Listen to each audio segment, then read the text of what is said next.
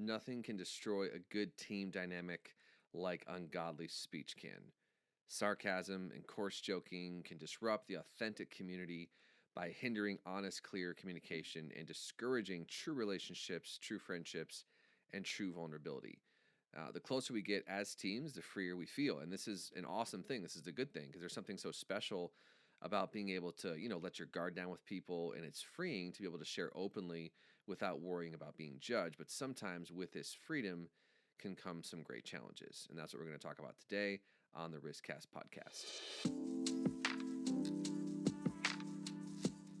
Hey, welcome back to the Rizzcast podcast. It has been a while since I've done an episode, but I'm super excited to come back here with another season. This past year has brought a lot with it.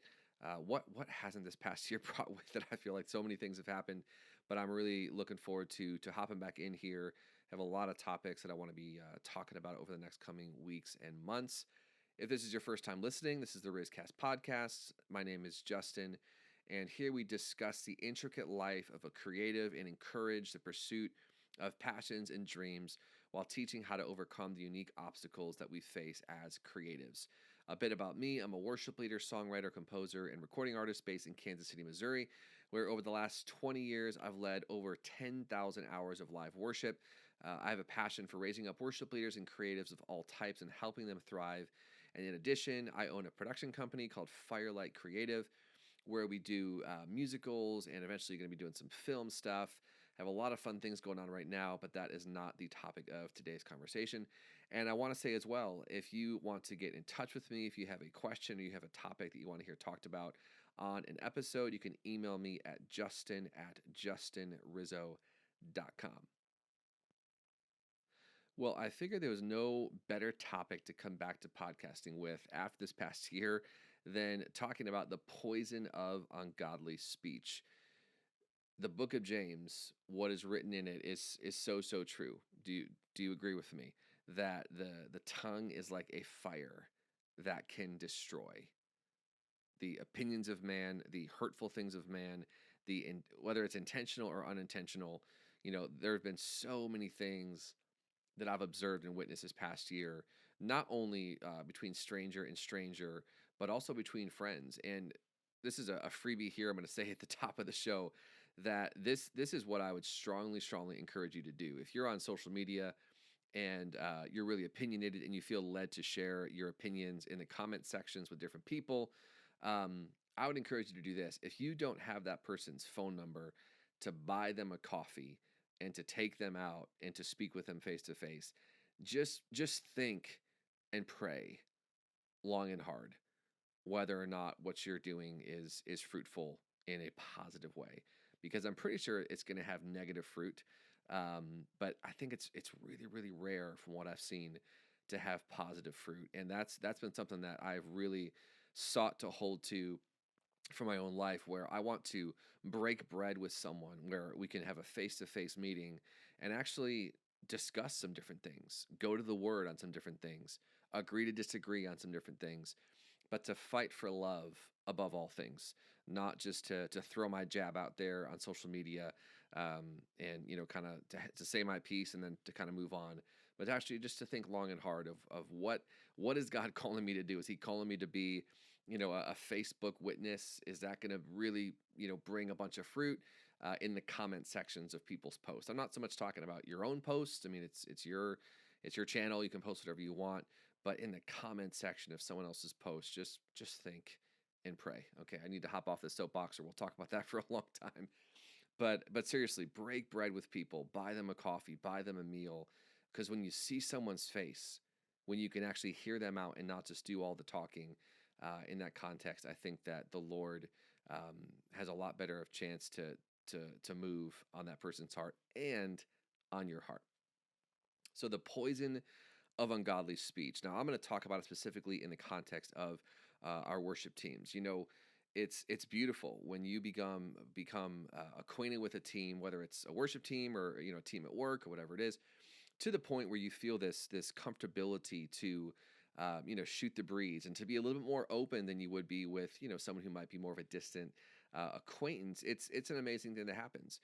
But on the other side of that, there's also some things that we really need to watch out for. There's some pitfalls where carelessness with our speech can easily become something that has seeped into our team, even without us knowing it, where then the entire culture of the team, even the people who didn't participate in the careless speech or the slothful speech or whatever it is, end up feeling the benefits of it. Now, first, obviously, we're all weak and broken. We all need to grow in this together in the area of our speech. No one is exempt from this. And we would all do well to to think through, okay, what did I say to my team today? Is there anything that I should send a text, or next time I see him apologize for, or whatever? I'm not saying that we just need to seek out the bad apple on your team and just whatever. We all need to be staring at our own hearts on this. But I heard someone say once that a good barometer of wholesome speech on your worship team is whether you can call your team to pray at any given moment without it feeling like it jarred you from something else. Like, if it would seem awkward to switch gears to pray in the midst of what's being said, then most likely the speech wasn't benefiting your team. You could have done just as well, if not better, without that conversation that was happening. And one thing I've learned is that what you do, your team is also going to do.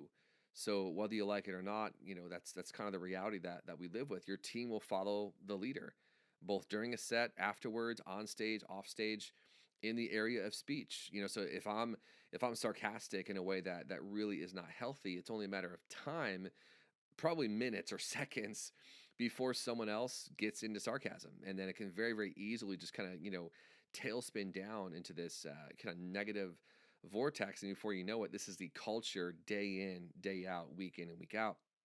um, and if you don't put a stop to things like sarcasm, like coarse joking, before long, you'll become very unhappy with the direction your team is going. It might take some time, but more than likely, you're going to become quite unhappy. And I am speaking from experience on this one. Yes, this is true. So, what is the antidote? So, what do we do? How do we handle this? Well, several years ago, the Lord really kindly spoke to me about how I was walking in the fear of man with my worship team. And now it's, whenever the Lord speaks to me in this sort of way where it's more of a rebuke or kind of a realigning sort of thing, it's typically never awesome, but he's tender with us. And this time specifically, there was a tenderness, but there was also, I felt the firm hand of the Lord. I felt this stewardship that the Lord had given me had kind of gotten away from me, and He really kind of just instilled this fear of God in me and revealed to me that I had the fear of man. And He began to take me on this journey of replacing the fear of man with the fear of the Lord. Because in my desire not to offend anyone or rock the boat on my team, so many times I would just keep silent and let things go on for way too long, whether it was a joke stream or whatever it was. And I would just sit there many times, just kind of waiting for it to die down and not wanting to be the bad guy, put out the funny thing that was going on. Like, oh, I don't want to be like a joy kill. And sometimes it got to the point where it felt like my team was out of control. And I often didn't like or agree with the things that they were saying or the things that they did, but it was out of my control, which again comes down to that's on me. That's my fault. You can't just say, "Oh my goodness, these musicians that I have are so unruly. Like, when will the Lord bring me better musicians?" It's like the Lord, could look across the room and be like, Justin, this is where you come in, and this is where I come in to help you to lead well. It's called pastoring. It's called discipleship. I can't tell you how many times I would come home after a day, at the prayer room here in Kansas City, and talk to my wife about the regret that I had in my heart regarding what I said or didn't say in briefings or debriefings before and after our sets. And I shared with her many times how I wanted to do better. And so as the Lord began to instill this fear of the Lord in me and began to dispel and take away the fear of man, I really began to get emboldened in my heart, and my passive aggressive offstage leadership really began to take a turn where I began to be strong in the Lord, not in like this nasty way, but my passive aggressive leadership was hurting people. And I want to encourage you and invite you to talk to the Lord even as you're listening to this, whether you're leading a team of 2 or a team of 200.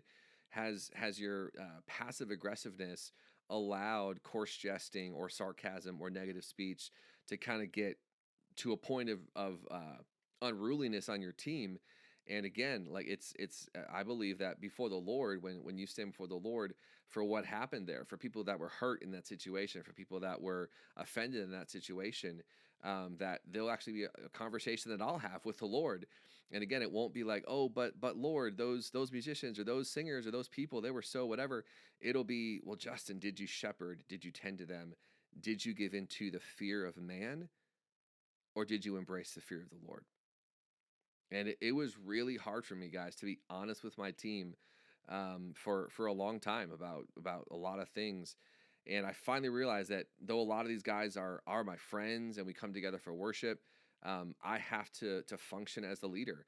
And know that's something I talk to a lot of different worship leaders about. As I'm coaching worship leaders, they'll say, "Hey, this band, like these are like my best friends. Like I grew up with them, and now suddenly I'm the worship pastor at my church. That's really really difficult, because I just want to be one of the bros."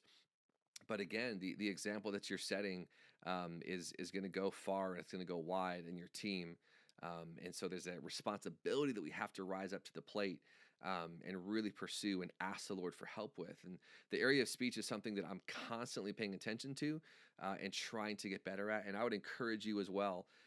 Again, in our larger spheres of life, absolutely, it's something we want to be pursuing.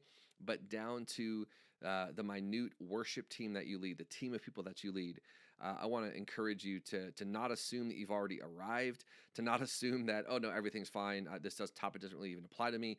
I mean, it might be great in this season, but just ask the Lord. Take 10 seconds, takes 15 seconds, and really talk to Him and say, Lord, is there any area that you would have me to identify on my worship team in regards to negative speech?